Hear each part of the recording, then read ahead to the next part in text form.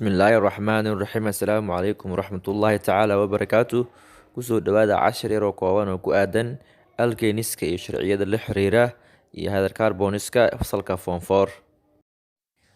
Alkaneska marka laga hadlayo waxaa la yiraahdaa waa molecule ama isku dhis ka kooban laba curiyo isku tagtay kuwaasoo loo kala yaqaano carbon iyo hydrogen ama waxaa la yiraahdaa hydrocarbons hydrogen iyo carbonkan waxay isku haystaan hal dabar oo la yiraahdo single covalent bond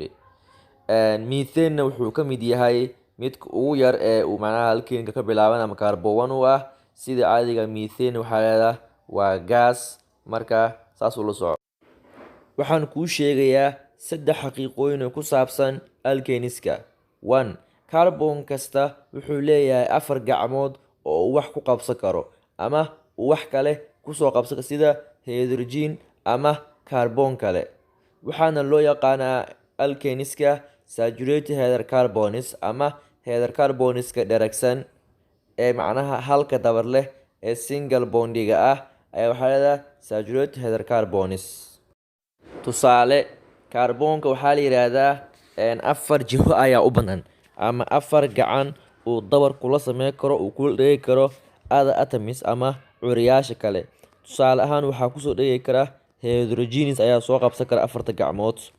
waxaa loo yaqaanaa markaa methane ama waxa qabsan kara carbons ay qabsan karaan number 2 molecule kasta ama isku dhis kasta wuxuu mar walba ka duwan yahay kan xiga marka laga fiirinayo qaab dhismeedka macnaha structure unit marka laga fiirinayo way kala duwan yihiin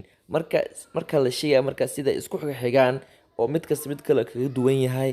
waxaa loo yaqaanaa isha maxay homologous series ama xigii isku midka tusaale hexane markaad fiirisid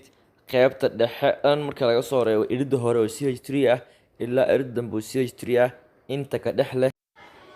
ayaa waxaa loo yaqaanaa homologous series marka way ku kala duwanaan karaan moleculeska waxaana sabab u ah memberka oo increase noqonaya alkaneska gebi ahaanba waxay ku shaqeeyaan qaacido guud ama general formula taasoo ah CnH2n+2 halka n ay kula mid tahay tirada carbonska number of carbonska ay n u taagan tahay tusaale propane waxay ka kooban tahay 3 carbon marka ma soo heli kartaa tirada hydrogenka ee qaadan karto propane adoo isticmaalaya qaacidadaasi waxaa sameynaysaa 2 ayaa waxaa ku dhufa doontaa n intan waxay kula mid tahay tirada carbonska waxaa ku dari doontaa 2 haddaba 2 3 ku dhufo waa 6 2 ku dar 8 haddaba waxay u baahan tahay 8 hydrogen magaca alkane wuxuu ku dhamaadaa 3 xaraf oo loo yaqaano ain ama suffixka ain ayuu ku dhamaadaa marka laga hadlayo mar waxaa jiro wax loo yaqaano prefixes waxaana mar walba asal u ah tirada carbonka ugu dheer ee silsilada ku jirta waxaana la isticmaalaa Greek words si loo sheego tirada carbonska number of carbonska waxaa lagu sheegaa Greek sida propane butane pentane methane heptane hexane octane macnaha waxaas dhan waa 3 xaraf oo macnaha ku muujinaya number of carbons meth oo kale iyo eth oo kale iyo probo marka waxay ka dhigantaa waa Greek words waxay u taagantaa number of carbons u taagantaa meth waa carbon 1 eth waa carbon 2 proban waa carbon 3 aintan waxay u taagantahay alkane ama single bond oo ah hal dabar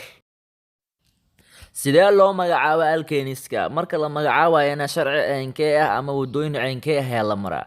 la soco casharka xiga hadduu ilaahay yiraahdo intaas ku soo gabagabeynana qaybtii koowaad